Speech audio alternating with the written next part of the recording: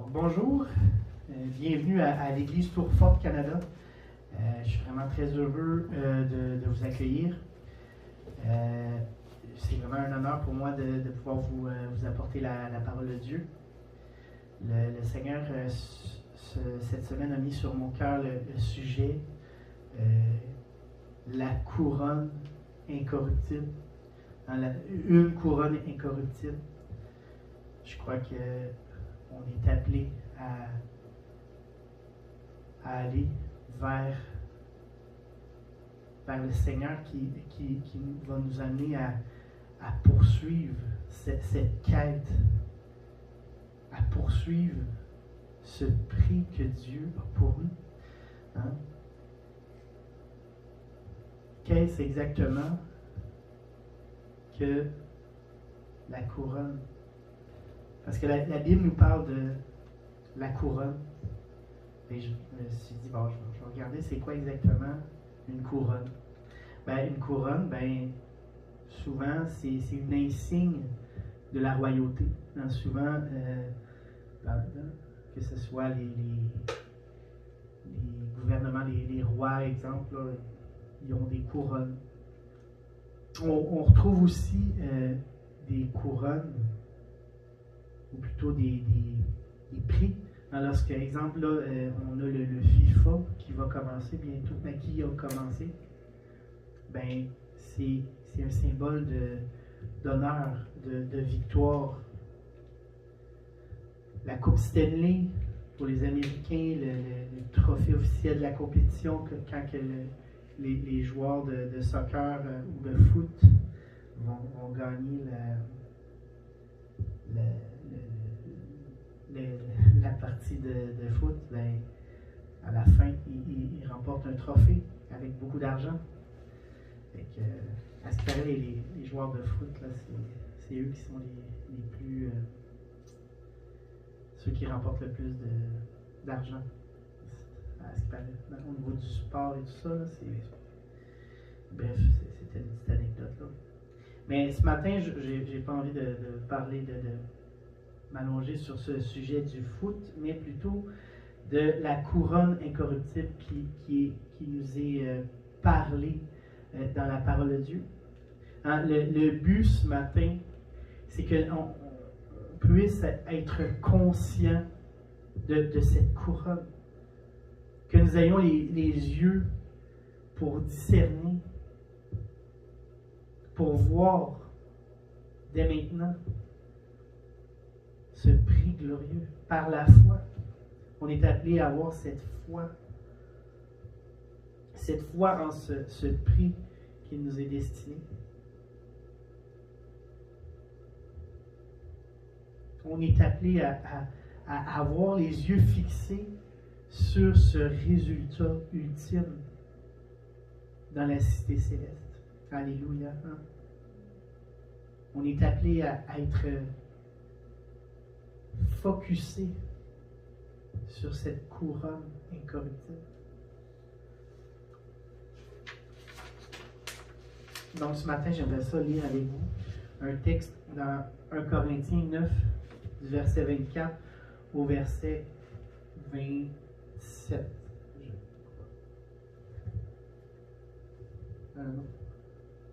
Non, c'est juste 24, 25.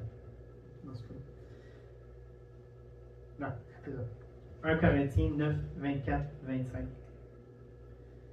Donc, ne savez-vous pas que ceux qui courent dans le stade courent tous, mais qu'un seul remporte le prix, de manière à le remporter.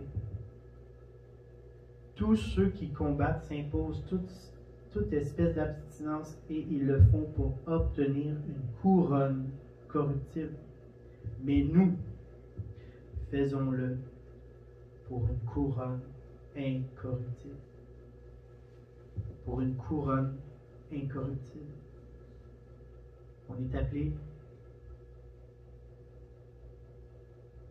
à faire pour une couronne incorruptible.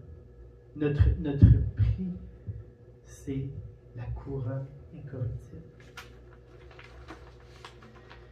Donc, j'aimerais ça regarder avec vous certaines choses qui étaient intéressantes à voir dans ce que Paul a dit et qui va nous aider à rentrer dans cette position de quête de la couronne incorruptible. D'accord? Alléluia. Donc, commençons. D'abord, il y a le savoir, connaître. Je crois que l'intention de Paul, mais aussi l'intention de Dieu, c'est de nous faire savoir. Dieu veut nous faire connaître. Paul expose une image pour nous faire parvenir à la connaissance du combat du croyant. Donc, on est appelé à connaître. On est appelé à savoir. L'apôtre Paul a continuellement dans ses épîtres informé, formé.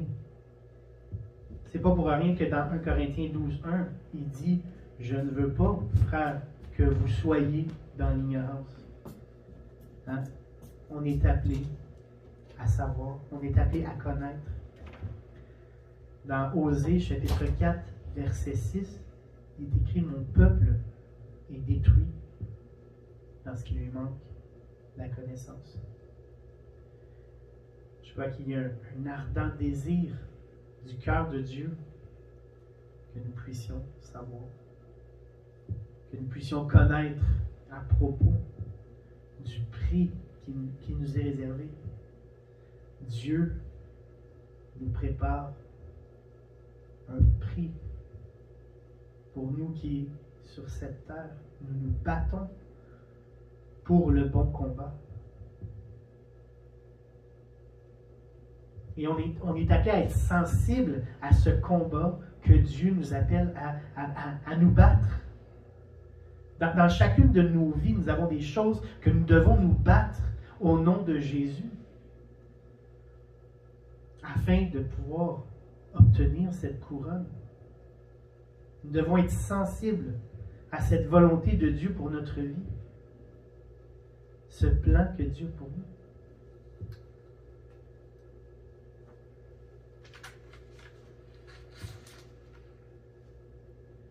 L'apôtre Paul dit au verset 23, tout juste un peu avant, « Je fais tout à cause de l'Évangile, afin d'y avoir part. »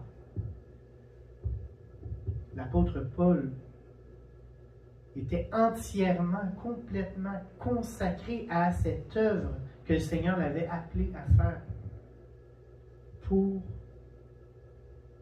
le prix. Et il le savait. Et nous sommes appelés à savoir. Dans 2 Timothée 2,5,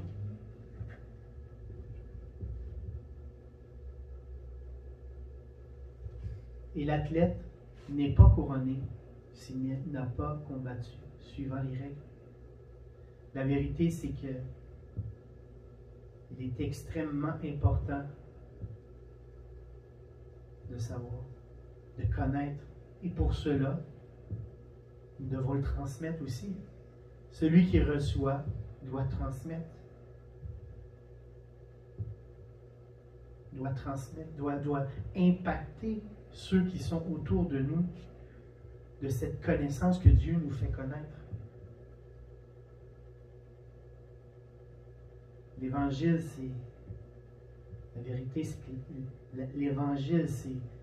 Vivre l'Évangile, c'est un combat, c'est un match, c'est une course. Comme l'apôtre Paul utilise ces images, c'est une game, mais qui va nous amener à cette couronne incorruptible. Et j'avais cette image. L'apôtre Paul parle du stade. Que dans le monde physique, les matchs se tiennent dans les stades. Et nous, notre combat, il est dans notre vie. Il est dans notre temps que nous allons nous consacrer à la prière, à rechercher sa plénitude, à rechercher tout ce qu'il nous parle, tout ce qu'il nous dit de par sa parole. Nous allons être dans ce stade. C'est ça que représente le stade. Paul expose une image. Paul nous fait parvenir une connaissance du combat du croyant par une image. Et ça implique une responsabilité pour nous de le retransmettre ensuite. Le plan de Dieu. Le combat. Plus nous allons nous impliquer dans ce combat, dans cette œuvre que Dieu nous appelle à faire, plus nous allons recevoir et nous allons vivre l'effet du royaume de Dieu sur cette terre. Nous allons recevoir des coups, mais nous sommes appelés à savoir, à connaître ce monde dans lequel nous sommes, le monde spirituel dans lequel nous sommes. Ce qui nous amène à la deuxième chose que je voulais vous faire. Il y a ceux qui courent. Maintenant que nous savons, maintenant, il y a ceux qui courent. Il y a ceux qui courent. Il nous est demandé de courir. La vérité, c'est que Paul dit, tous sont dans cette compétition à courir, mais il dit qu'un seul remporte le prix. Et là, Paul dit, courez de manière à le remporter. Ici, on parle de la manière. L'apôtre Paul est en train de spécifier. Nous ne sommes pas appelés seulement à courir, mais de nous mettre en position afin de vaincre. Parce que la vérité, c'est que nous avons la victoire.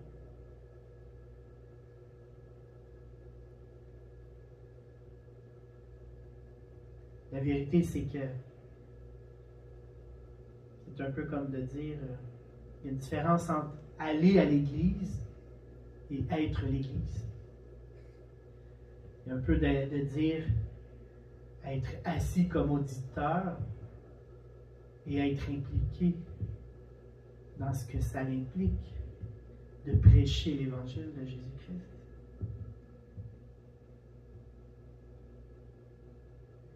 Je crois qu'il arrive un moment dans la vie d'un disciple de Jésus, comme Paul l'explique, qu'il doit se positionner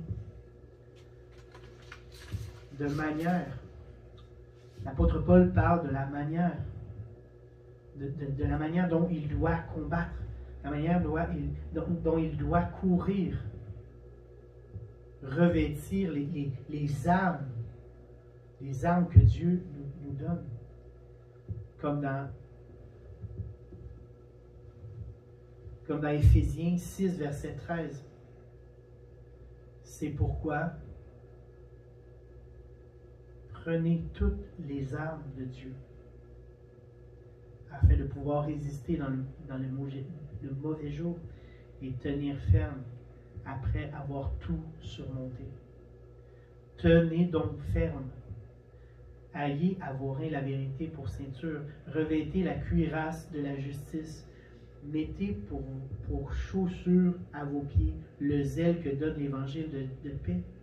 Prenez par-dessus tout le bouclier de la foi, avec lequel vous pourrez éteindre tous les traits enflammés du malin. Prenez aussi le casque du salut et l'épée de l'Esprit, qui est la parole de Dieu. Nous sommes appelés à nous laisser revêtir de cette armure. Il est essentiel de comprendre que nous sommes dans ce combat, dans cette course, Et la manière dont nous allons combattre va déterminer cette couronne incorruptible. Ce prix que nous allons prendre lorsque nous allons rentrer dans la présence de Dieu, lorsque nous allons nous approcher du Père, lorsque nous allons nous approcher de Jésus dans la présence de Dieu.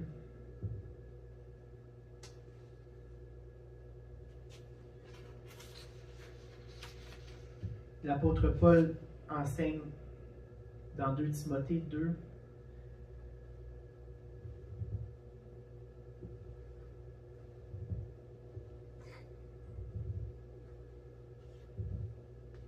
il dit à Timothée, dans 2 Timothée 2, à 4, à 5, « C'est que tu as entendu de moi, en présence de beaucoup de témoins, confie-le à des hommes fidèles, qui soient capables d'enseigner aussi à d'autres. »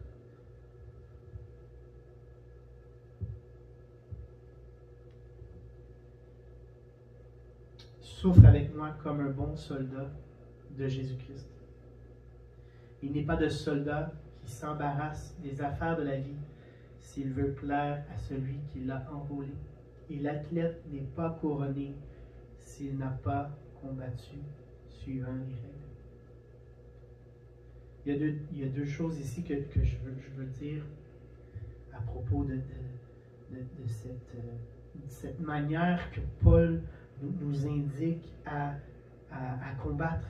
C'est d'abord, c'est l'apôtre Paul dit,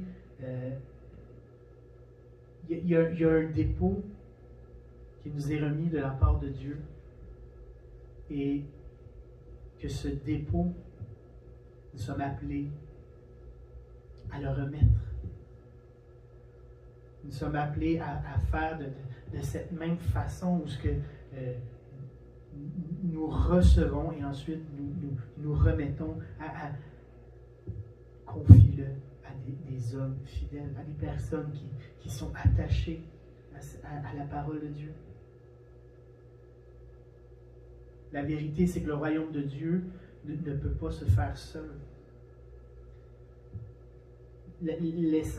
L'essentiel, c'est de s'assurer de le remettre aux personnes que Dieu va avoir choisies et pas n'importe qui. Mais que le royaume de Dieu ne se fait pas seul. L'Église, c'est un ensemble de personnes qui s'unissent dans cette même foi, dans cette même conviction, du même combat, afin d'avancer dans ce combat, afin d'atteindre tous ensemble cette couronne incorruptible.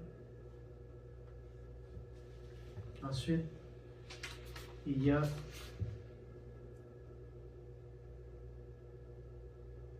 cette capable d'enseigner, cette capacité de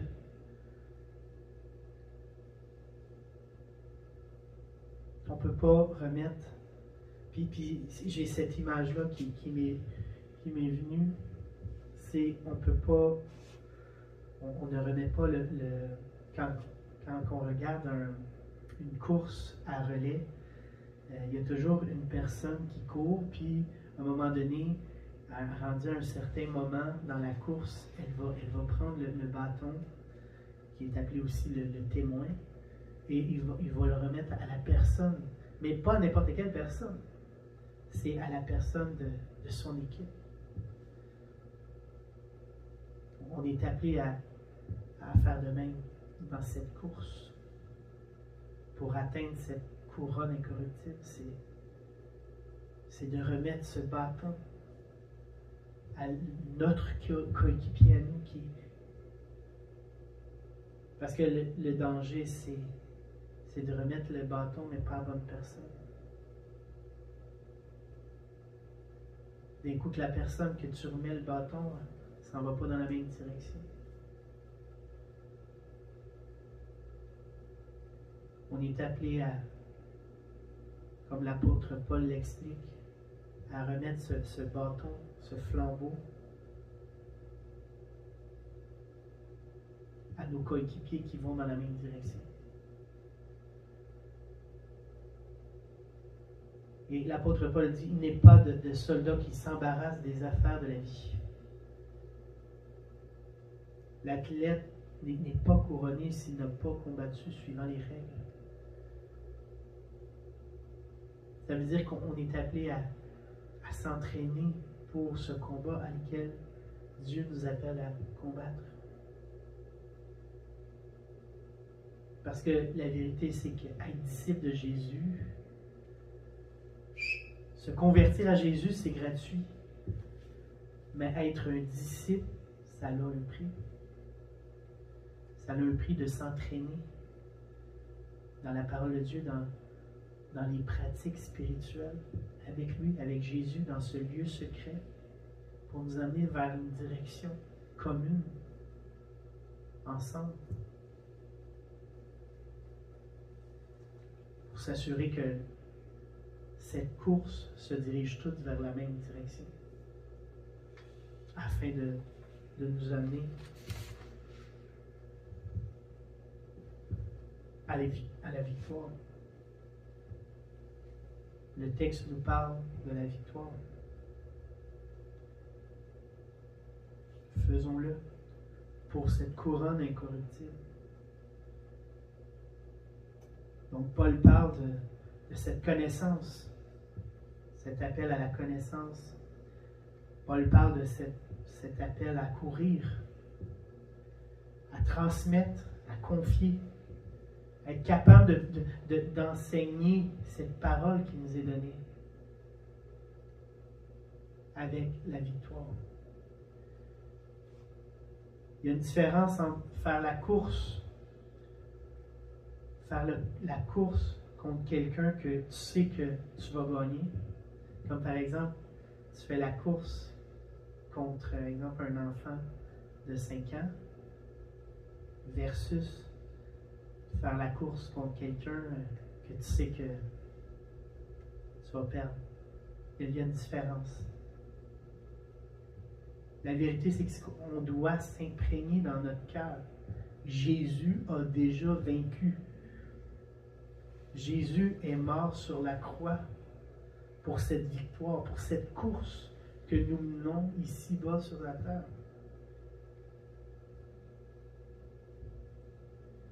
Nous sommes vainqueurs. Nous sommes plus que vainqueurs dans cette course.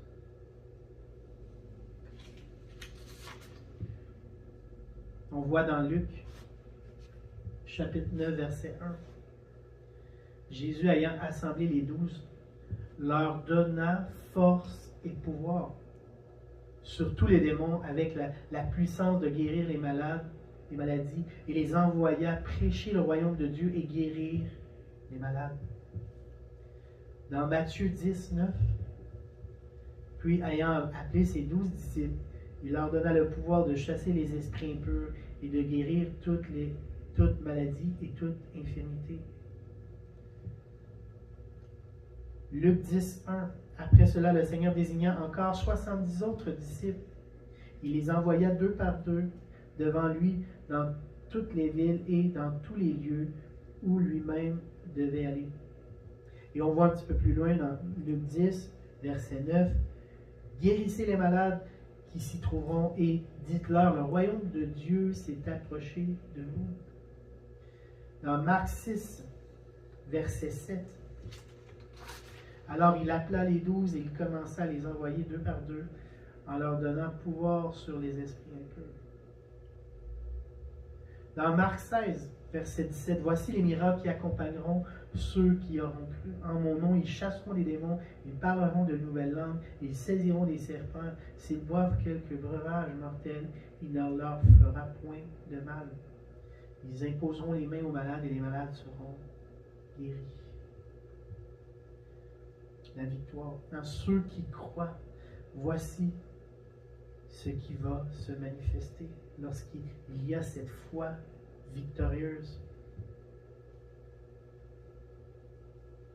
Matthieu 6, il est écrit que ton règne vienne. Nous parlons ici de royauté. Lorsqu'il y a une royauté, généralement, c'est qu'il y a eu une victoire. Dans le royaume de Dieu, il est ici. Le royaume de Dieu, il est au milieu de nous. Que ta volonté soit faite sur la terre comme au ciel. En général, le règne est accordé avec la victoire et l'autorité. Le roi des rois exerce son action, son pouvoir en chacun de nous qui recevons sa nature.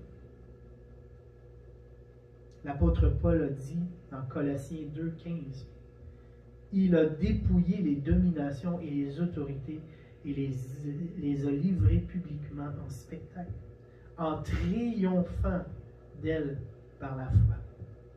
Nous avons la victoire en Jésus-Christ. Nous avons la victoire en Jésus-Christ. Gloire à Jésus, nous avons la victoire par la croix. Par sa mort et sa résurrection, nous sommes plus que vainqueurs. Nous avons ce prix de cette couronne incorruptible, nous l'avons par la foi. Nous sommes appelés à arrêter d'écouter le mensonge qui veut diminuer ou diluer la puissance de cette vérité. Ce qui va nous amener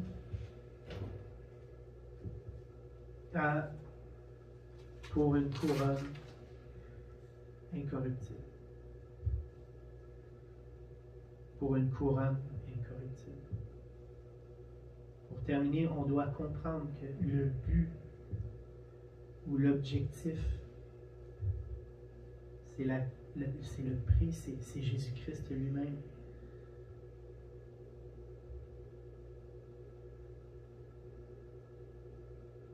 La couronne incorruptible, c'est pour l'éternité.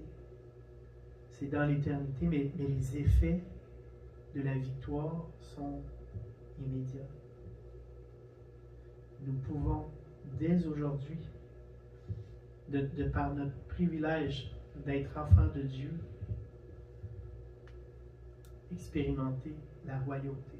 Dans Jean 1,12, mais à tous ceux qui l'ont reçu, à ceux qui croient en son nom, elle a donné le pouvoir de devenir enfants de Dieu, lesquels sont nés non du sang, ni de la volonté de la chair, ni de la volonté de l'homme, mais de Dieu. La volonté de Dieu.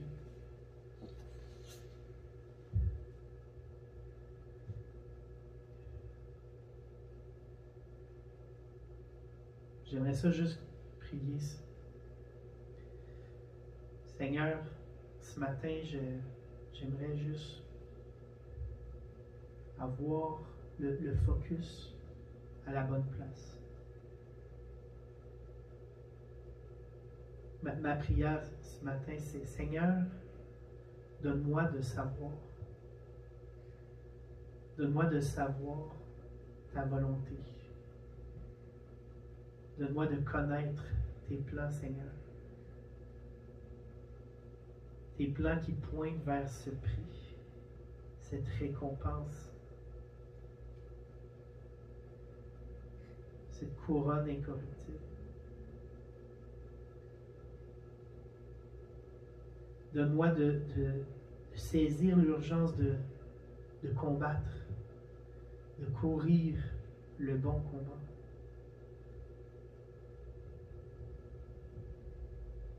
Donne-moi de me mettre en disposition de manière à combattre par ta puissance, Seigneur.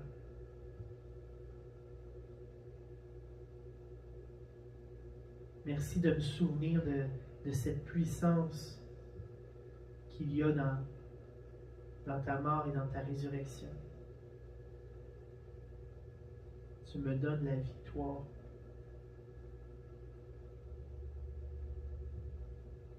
Merci de me garder les yeux fixés vers toi. Tu es mon bouclier, tu es mon soutien, tu es mon salut. Merci de ce que tu renouvelles toujours mes forces. Même quand que je tombe, tu me relèves. Merci parce que les effets du royaume sont immédiats. Merci parce que les effets du royaume sont immédiats.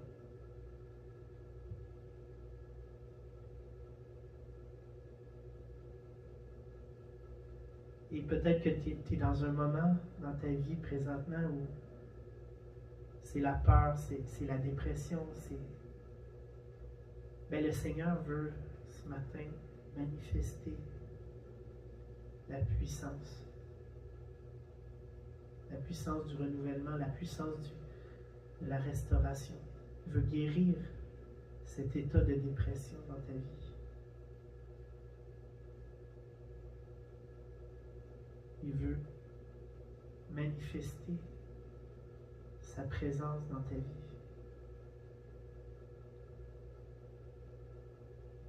Il veut, là où tu es peut-être anxieuse ou anxieux dans ta vie, Dieu veut se manifester là où tu es. Te soulager. Te rappeler que en lui, tu as la victoire. Tu as la victoire. Dans le nom de Jésus. Amen.